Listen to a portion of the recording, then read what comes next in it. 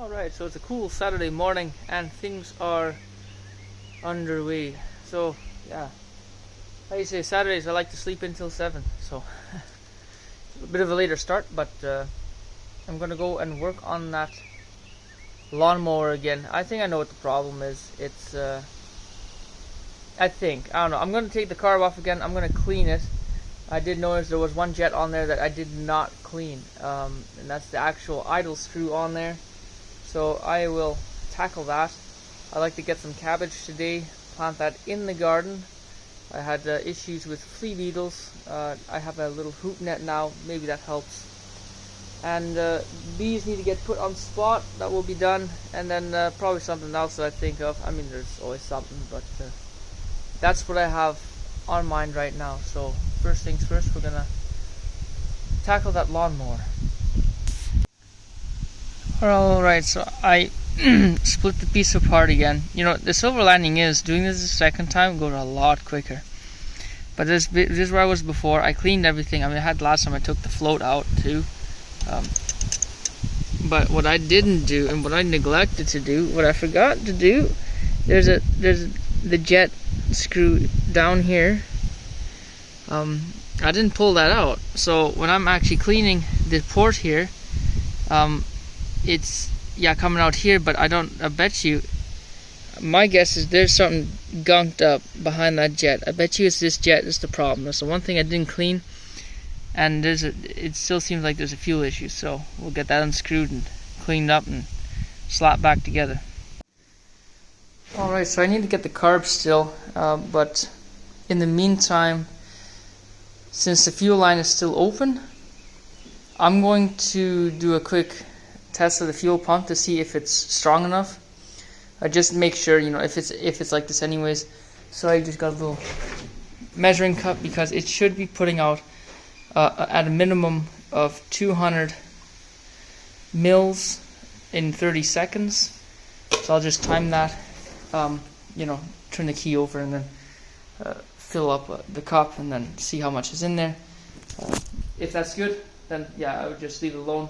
If it's not, I'll probably just leave it alone and put the carb on there anyways, see if it runs or not. But yeah, it's in the house right now. It's ready to be installed, but I figured, yeah, I'm here anyways. We should do a quick test for the pump. Just cranked it over. I just turned the key, got the pump going. Yeah, that's 15 seconds. So this thing is outputting.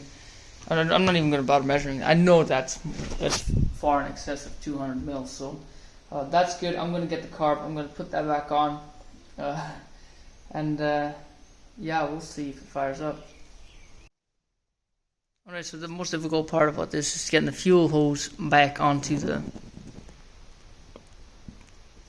port there, because this ring is just so tight. So you can usually just clamp it with some channel locks, and then, you know, you just move it up and down the hose, and then you let go and it tightens up. But it doesn't want to go over a seat properly, so it needs to go wider than it's that. So this is my little trick. I just put the washer in between, I get in the spot, and I pull the washer out and it's tight. So we'll see how that goes. Alrighty, so I don't have my little tripod here, so this camera angle is a little bit funny.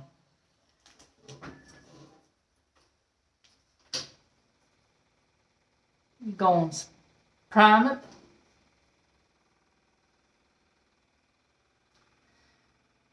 And hopefully it works. Test 1.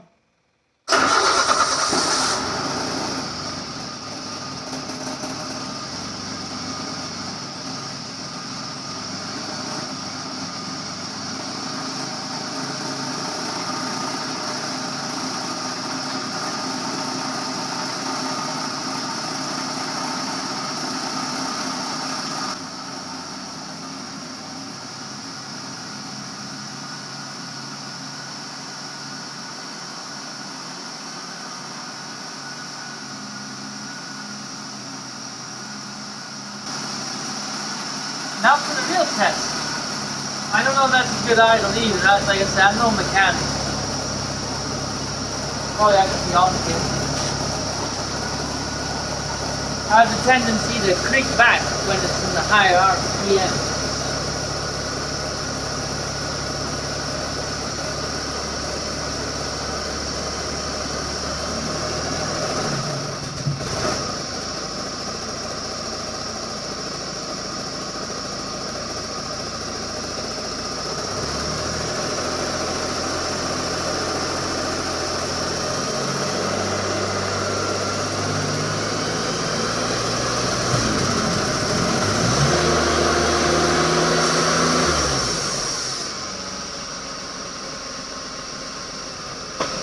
Okay, it idles good. The high end's a little rough.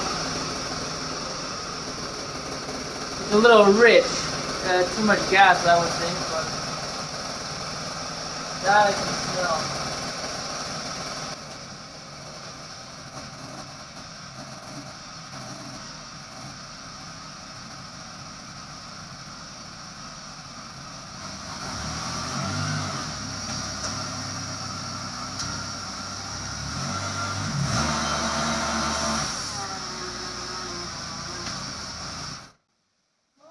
Alrighty, so where it stands, it's a lot better than it was. So at this point, I think it's just adjustments.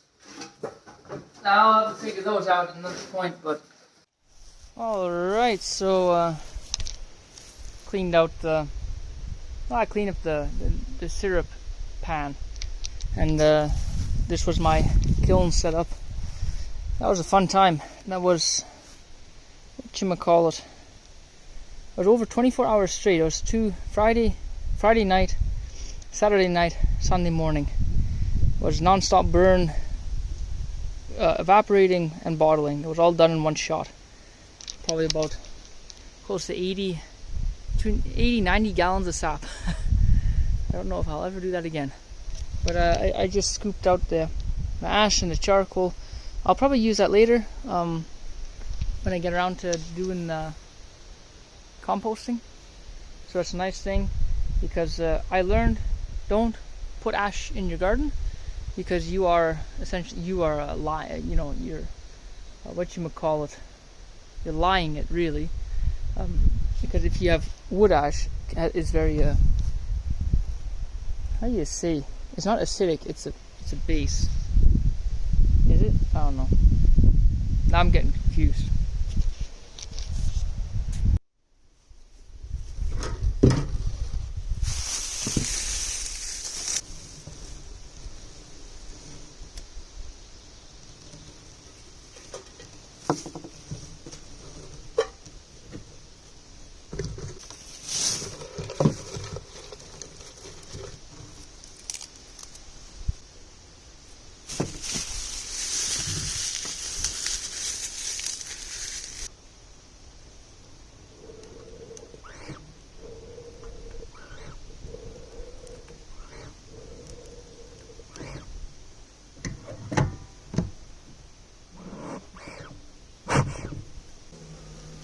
Alright, so I'm ready to... So this is the swarm box that they were put in. So I can take... This was the extra box that can be taken out if they're not using it. So this actually is kind of an experiment to see how well this system works. So far it looks good. Or not. They glued some of this to the front. Just gonna unscrew the screws.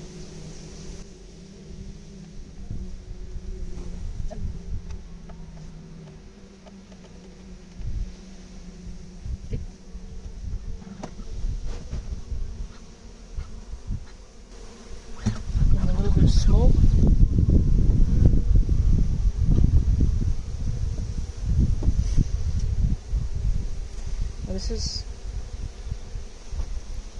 This is the fun part.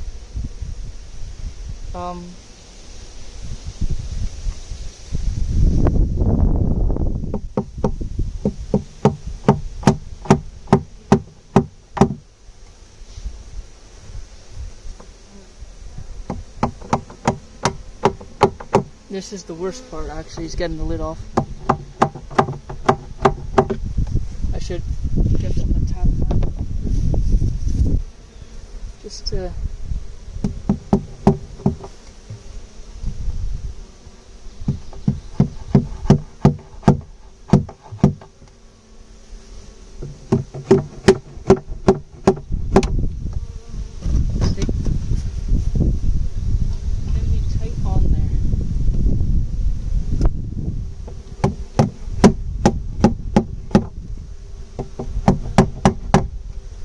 don't really like it either, so makes two of us. Okay.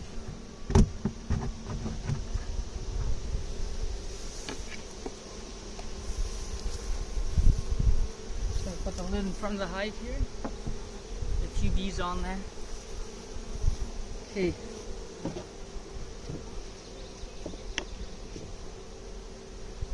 So I'm going to put this in the same order that they came out. Try and fry these. Give this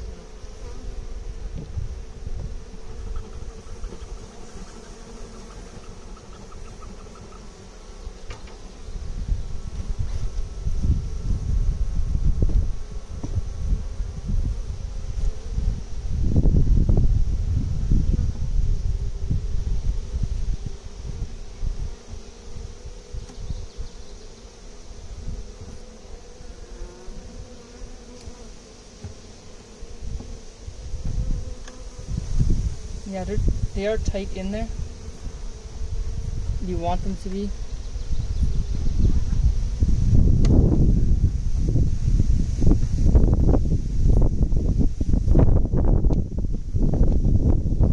Oh, that's looking beautiful. Look at that. They're building on there. That was the starter strip. And you see that? Oh, it's so tight there. You see how they're clumping there? They're all like chained together. That's how they build comb. So that's going to be my first frame right there. That's how the box is oriented. And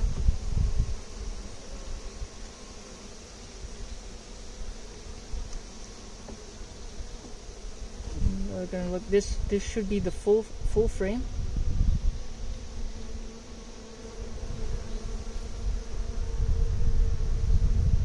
Oh, that's an issue. They'll, I guess, have to figure that one out. I don't like that, but yeah, I guess I've seen it before, but look how they're building from the top. Only thing I'm gonna do is take this one off.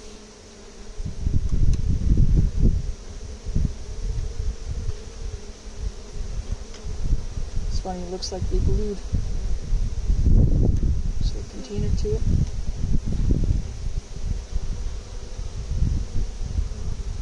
But yeah, I'll have to almost come up with a better solution. And that's I was smelling these dead bees. They give off a very specific smell. It's not pleasant. I'd almost like to cut that out.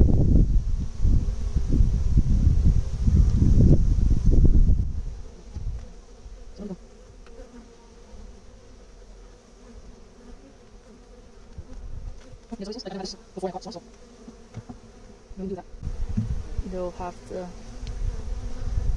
build accordingly. This next frame.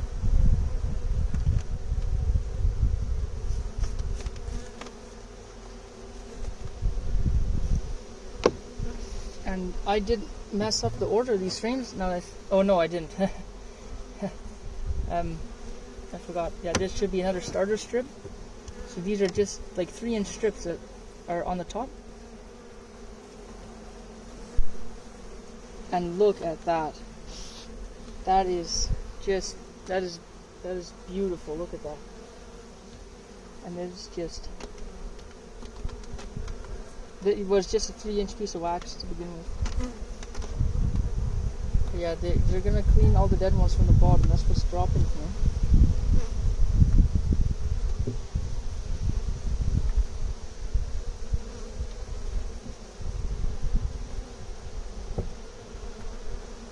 just realized I forgot an important thing.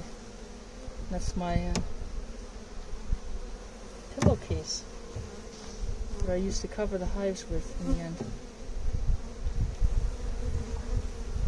And the additional Langstroth frame. So I'll put that in there. You see, that was my bait frame,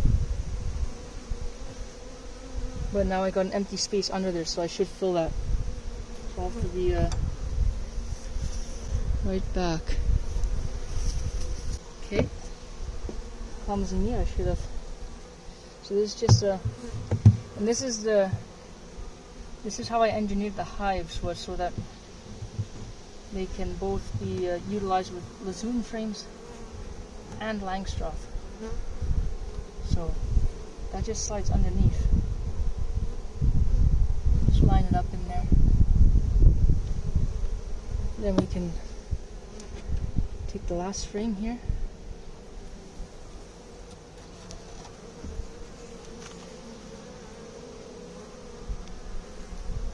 Don't have to worry too much about the dead ones there. Yeah, and bees die in hives. That's a reality. And you can, when they have such a small box, it just becomes a lot more apparent, because there's nowhere for the dead ones to go. Now they're fairly new, but you know, they are a swarm, so I'm going to give them, you know, I want to give them some room to build. Okay, so I'm going to give them 2 extra frames.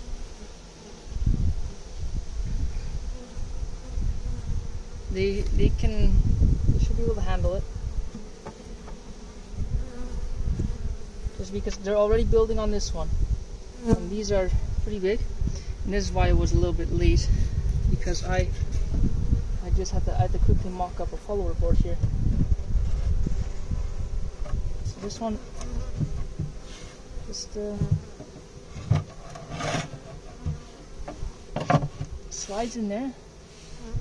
That allows them to, so that, you know, that's the width of the hive. There's enough room for them to actually still crawl under, and that way they, even if I'm too late in getting here for some reason, they think they still have space to move. And the very last thing I do, so a little bit of smoke here, I like for them to go a little bit under.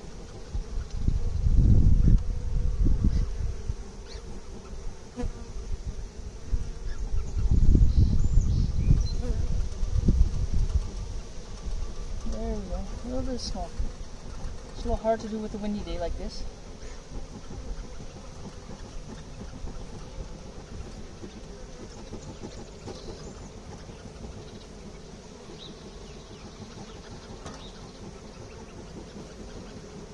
You see, I just wanted them under there, because then I take up a pillowcloth, a pillowcase, I should say, and then I just go under like that. Oh, tuck it over. That way, if I'm ever opening the hive, then all I do is I just pull them back a little bit, and then I can go one bit at a time. I'm not disturbing the whole colony. It's just one frame at a time. And now I've bothered them enough now. So I'm just going to take, I'm just going to leave this outside. And then whatever's in there, they can fly out. They know where to go. They know home is here, because they've already got reacquainted to that entrance.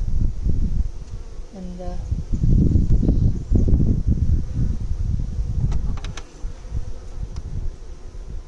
that's going to be it here. So we're just going to close that. And that's it for this hive. It's been put away. Alright, so I was going to plant the cabbage. Figured I would.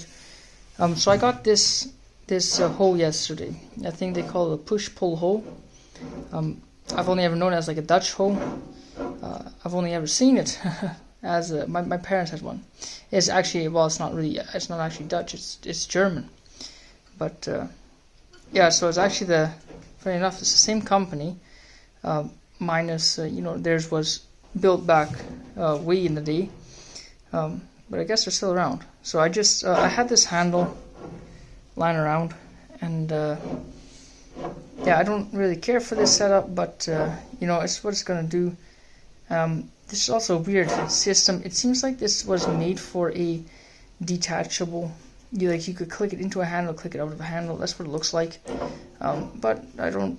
I have handles for all my tools, so yeah, just 1/4-inch bolt, and then a hose clamp. Yeah, it's a little long. It's the only one I could find, but it should work, and we'll try it out. And this is the 15 centimeter. I was using a parent of 2. I've been using a 10 centimeter for the longest time, but I wanted to till the ground, kind of rake up the soil a little bit before I plant the cabbage, and then get that in the ground and get that squirreled away. So I have 2 varieties, just like the green and red. So we'll see how that goes. Alrighty, so I have things planted. So these 3 lines were all for the cabbage, but yeah, as you can see, the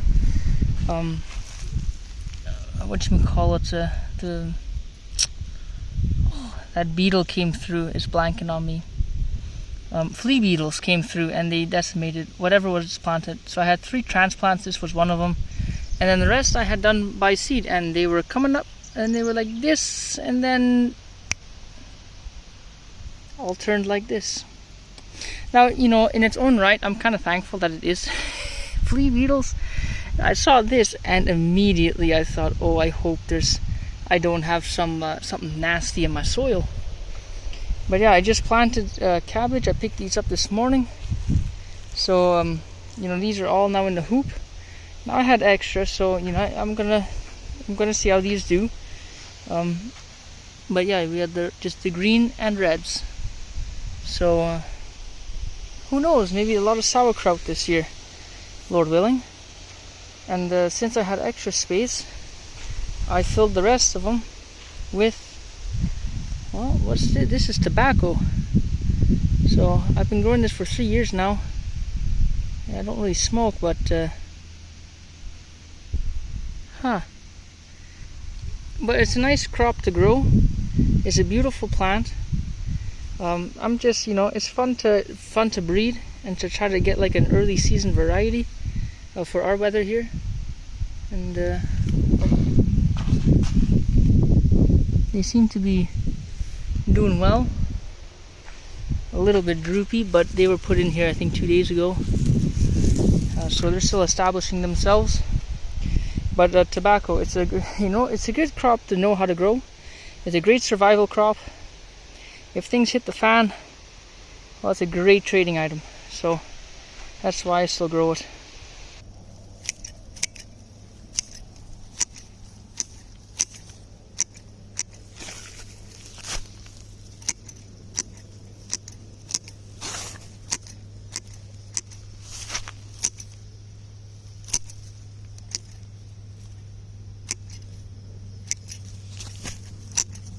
Alright, so sorghum has been thinned, and honestly I get so distracted at times. I cleaned up the chicken manure, I cut a bunch of grass for the chickens, tossed it in the ring, I gave them a little bench now, and I'm really hoping they kind of take to it.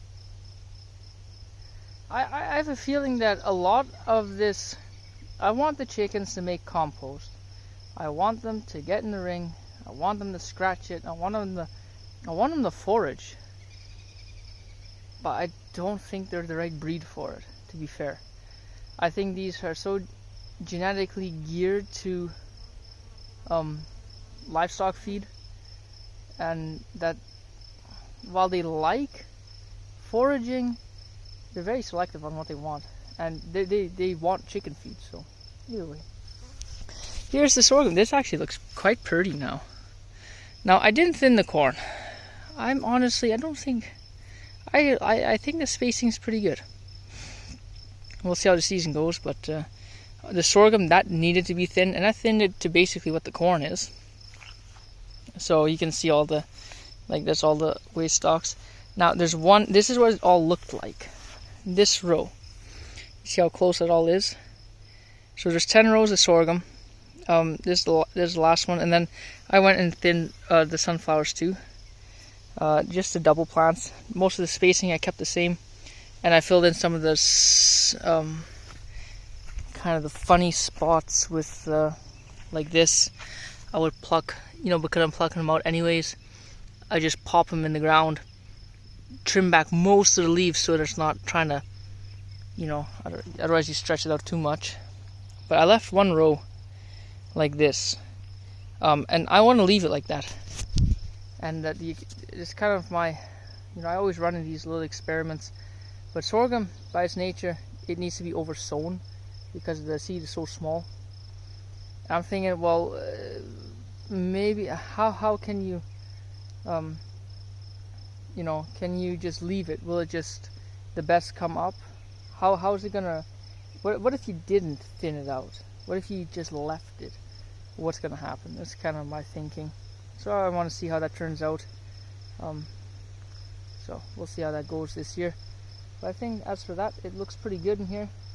My plan is probably next year to till it once more, the last time.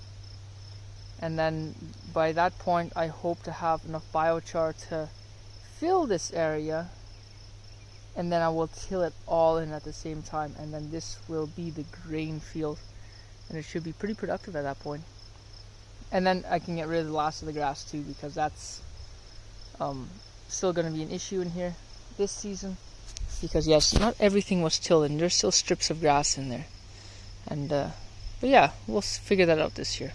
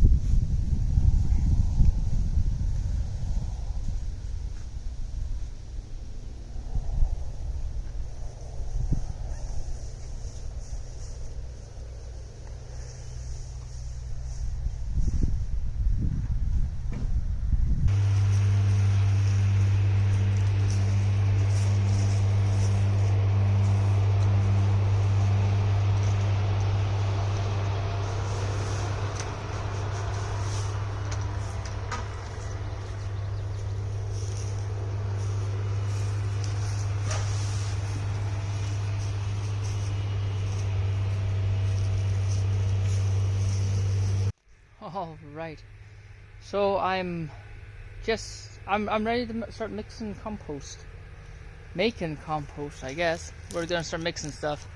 So all of that is like the dry stuff, and that has been.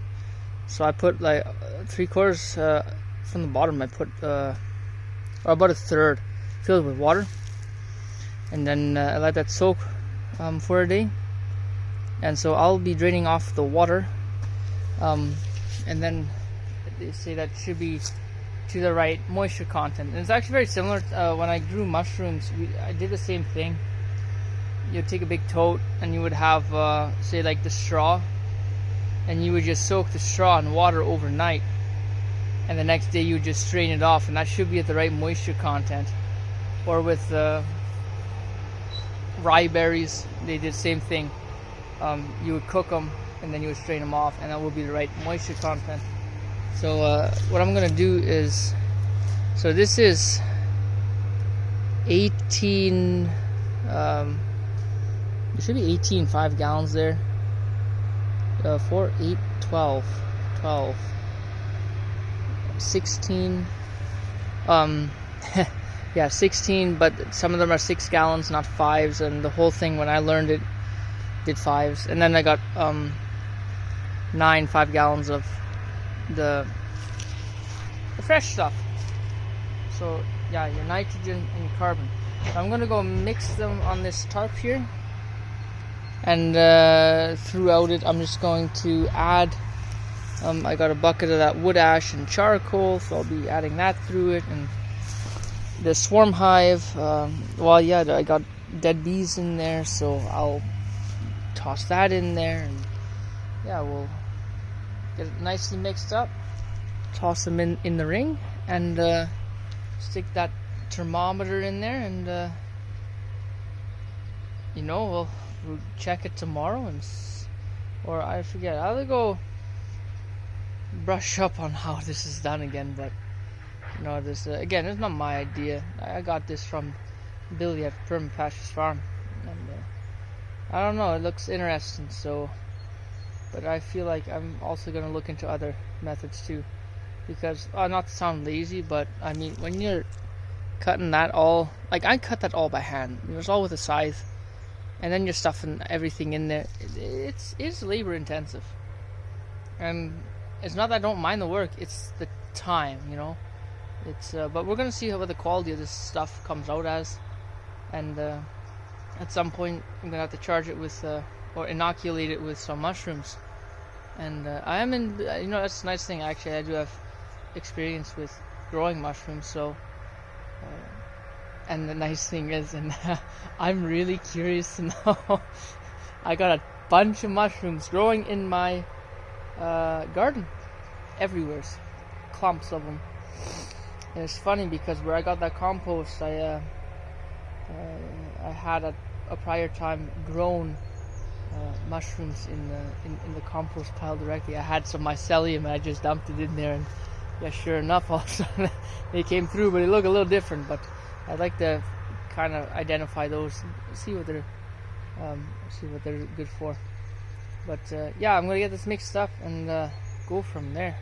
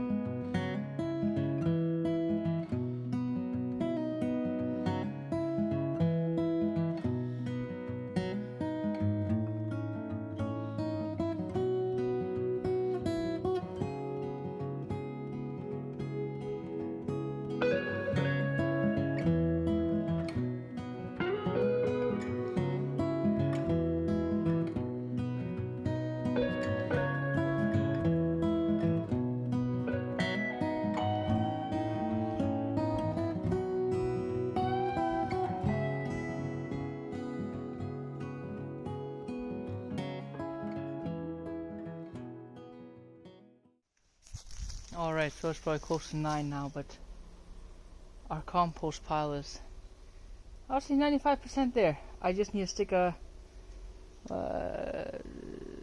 thermometer in there.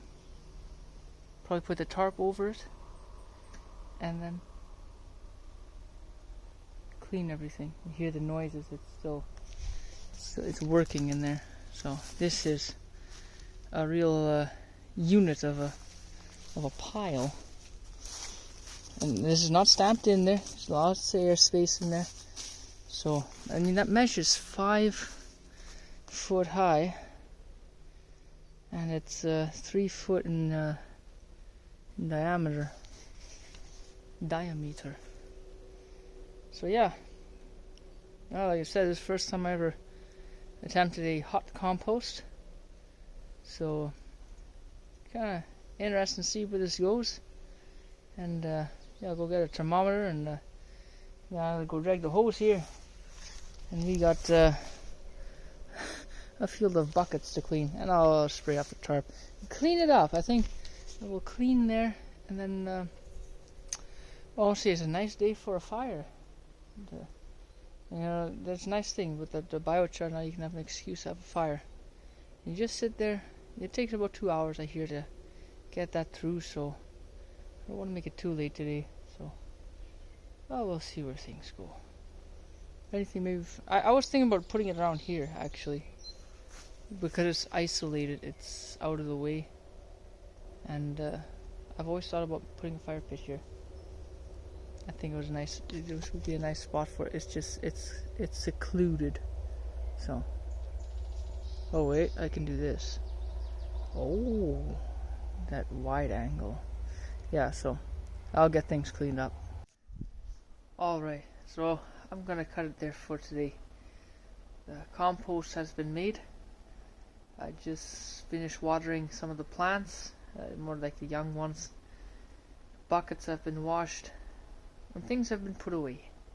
It's been wrapped up for today, and yeah, I'm done for it. So I'm gonna probably sit down, perhaps eat a little bit, and call it a night. So if you watched this far, thanks for watching, and take care.